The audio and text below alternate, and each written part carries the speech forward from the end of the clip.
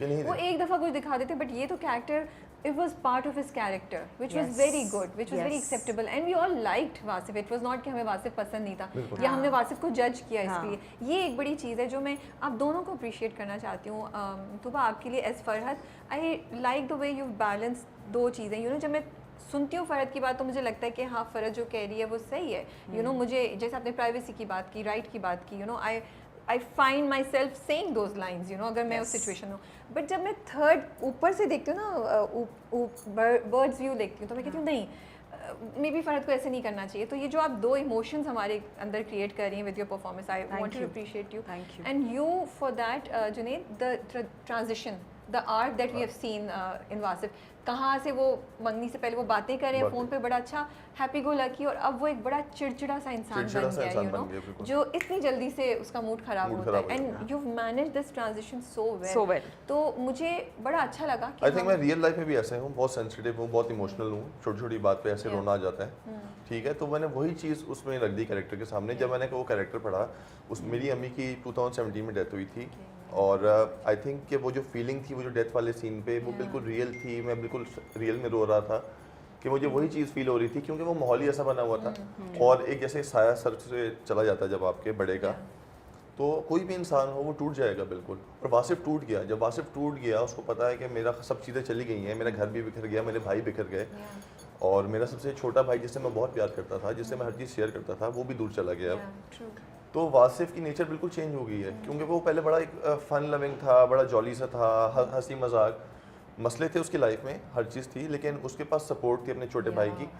अब वो चली गई. अब वो हर तरफ से मसले ही हैं उसको, कि मेरी इसकी वाइफ जो है वो मेरी माँ को नहीं रखना चाहती, वो चाहती है अलहदा हो जाए. उसके अपने वो नखरे हैं कि मुझे ये चीज़ चाहिए, ये चीज़ चाहिए, यहाँ की चीज़ चाहिए, अपना अलग घर चाहिए, घर में ये चाहिए. अब वो ऑफिस भी संभाल रहा है, वो फाइनेंशियली भी देख रहा है, वो अपने रिश्तों का भी ख्याल करना है, उसने हर चीज़ का ख्याल करना है. तो वो आई थिंक कि उसी चीज़ों में फंस के रह गए. वो इसीलिए कुछ नहीं बोलता. और अब आपने इतनी अच्छी इंसाइट दी है इसमें. मैं ये सोचूं कि क्योंकि उसके जितना कंफर्ट लेवल की जो चीज़ें थी, सपोर्ट थी, वो निकल गई, इसीलिए वो फ़रहद को भी नहीं जाने दे रहा, बिकॉज उसको डर है कि ये तो एक सॉलिड फाइनल चीज़ रहेगी, ये भी चली गई तो मैं क्या करूँगा, अकेला रह जाऊँगा. अकेला रह जाऊँगा. You are right. अब मैं आपसे बातें करूँ, मुझे इतने एंगल्स. और एक जॉइंट फैमिली में जो रहता है ना बचपन से, उसके लिए अकेला रहना बहुत मुश्किल होता है, बहुत मुश्किल होता है, क्योंकि उसने हमेशा ये देखा है, जैसे इसके लिए है जॉइंट फैमिली में रहना बहुत मुश्किल है, तो जॉइंट फैमिली में रहते हैं उनके लिए अकेला रहना बहुत मुश्किल है. तो वासिफ यही है कि वासिफ को है कि अगर ये भी चली गई ना तो सब चीज़ें खत्म हो जाएंगी मेरे लिए. माँ तो है मेरे पास, भाई भी हैं, लेकिन सब अलग हो चुके हैं, सब स्कैटर्ड हो गए. अभी तहसीन भाई के साथ काम किया बेबी बाजी में, क्या इंसान है वो, no doubt. Great. Full margin आपको दिया हुआ है, आप काम करो, आपको बता भी रहे हैं ये करना है, और वो 100 मसलों में है वो बंदा. एडीएस के मसले भी देख रहा है, वो बाकी चीज़ के मसले भी देख रहा है, ईएनजी के मसले भी देख रहा है, वो टेक्निकल भी, लेकिन उसके बाद वो शॉट भी देख रहा है, फ्रेमिंग भी देख रहा है, लाइट्स भी देख रहा है. उसके बावजूद वो बंदा, उस बंदे में अल्लाह मियां ने कोई ऐसी चीज़ दी है कि उसने एक एक डिटेल जो है ना शॉट की, उस पर उसकी नज़र भी होगी. एंड सबसे बड़ी बात ये कि आपको पता है टेक्निकल जब होता है या कोई भी चीज़ें प्रोडक्शन की चीज़ होती है, उसमें कहीं ना कहीं ऊंच नीच होती रहती है. मतलब ये एक नॉर्मल सेट की हैपनिंग है, लेकिन आर्टिस्ट के साथ कूल रहना, उनके साथ बिल्कुल माहौल चिल रखना, ये एक आर्ट होता है जो बहुत कम डायरेक्टर्स को आता है. कि उनके सामने आपने ज़ोर से बात नहीं करनी, बिकॉज ही इज़ अंडरस्टैंडिंग कि भाई इनके चेहरों पर ना आ जाए, क्योंकि because if he is going to shout या if he is going to be that rude person, तो हम लोग तो काम ही नहीं कर पाएंगे. लाइक समवन लाइक मी या like Junaid, he is very sensitive. मैं भी बहुत सेंसिटिव हूँ. अगर मुझे कोई, मैं जा रही हूँ, मतलब ये आर्ट का काम है ना, मैं जा रही हूँ, मैं कुछ कर रही हूँ, अचानक से मेरे पर कुछ बोल दे तो it will show on my face. वो Tahseen takes care of this very nicely. वो हमें इतना कंफर्टेबल करके, अच्छा नहीं तुम्हें इस तरह आसान लग रहा है, चलो ठीक है, ये पूरा ग्राउंड आपका है, इसमें आपको जिस तरह करना है परफॉर्म मुझे बताओ. फिर वो बताएगा नहीं तुम्हारा ये वाली चीज़ सही नहीं जा रही, you can do this. So it has been a very nice experience working with him. अच्छा, मैं बता दूं, बीच में हमारे ऊपर कंस्ट्रक्शन हो रही थी तो आवाज़ आई थी, हमने रोका. जब तक हम सेट कर रहे थे, फिर कुछ और बात हम कर रहे थे, फिर कुछ और बात होगी, तो थोड़ा सा आपको शायद डिस्ट्रप्टिव लगे. सो हमने रोल पे डाला, हमने कितने मज़े की कहानी सुना रही. और जैसे डायरेक्टर्स जो हैं दो तरह के होते हैं. जैसे तहसीन थे, एक मैंने एक और डायरेक्टर के साथ काम किया था, तो जो पहला महीना था मेरा, वो इतना मुश्किल रहा उस बंदे के साथ. मुझे गालियाँ भी पड़ी, मुझे सुनने को भी मिली उससे, और वो इतना डीमोटिवेटिंग होता है ना आपके लिए कि सही बात है। आप काम करना चाह रहे होते हो, आप अच्छा करना चाह रहे हो, लेकिन नहीं कर पाते क्योंकि आपके बैक ऑफ द माइंड आपको ये चल रहा होता है अगर मैंने गलती कर दी तो मैं तो गालियाँ सुनूंगा सिर्फ। आपके पास सुकून नहीं होता, वो मार्जिन वेरी टॉक्सिक यार। टॉक्सिक हो जाता है। वो एक तो सेट बहुत टॉक्सिक होता है क्योंकि हर बंदा डर रहा होता है, और फिर वो चीज़ एक्टर्स के बीच में भी आ जाती है हाँ, कि आपस में भी लड़ना शुरू कर देते हैं क्योंकि उनको पता होता है यार कि हमारा जो सीनियर जो कैप्टन है वही लड़ रहा है, वही सुना रहा है सबको। तो वो चीज़ जब मैंने ये साइन किया तो मुझे बहुत डर था इस चीज़ का कि यार ये ना हो कि ये वैसे ही सेट हो और वैसे ही डायरेक्टर हो।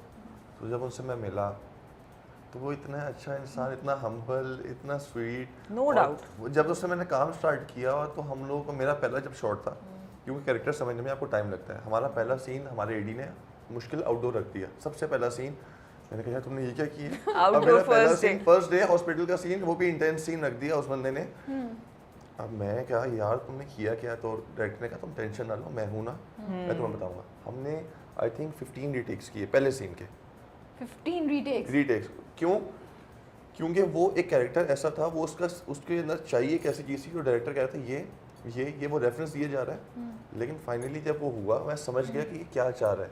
क्योंकि आपको समझने में टाइम लगता है कि डायरेक्टर क्या चाहता है, क्योंकि हर किसी का एक काम करने का तरीका अलग है, हर किसी को अलग तरीके से। तो वो 15 रीटेक्स इसलिए हुए कि मैं हर वेरिएशन देती हूँ। कौन सा वाला सीन है आउटडोर का? ये हॉस्पिटल में जब वो लड़की नहीं आती उसके अंदर हॉस्पिटल आ जाती है, तो पागल तो नहीं हो गया। तो वो मैंने दिया पहले कि बहुत गुस्से में भी दिया, फिर बहुत लाइटर मोड में दिया कि मैंने कहा वासिफ इतना चीखता नहीं है, वासिफ ये नहीं है। फिर वासिफ के कैरेक्टर को समझने कि वासिफ है क्या, कितनी पिच पे जा सकता है, कितना अंडर जा सकता है। 2 दिन तो लगता ही लगता है भाई, मैंने तो सोचा भी नहीं था कितना ऊपर वासिफ की पिच क्या है, क्योंकि वासिफ चीखता नहीं है, वासिफ रो लेगा, लेकिन वासिफ इतना हाई नहीं जाता।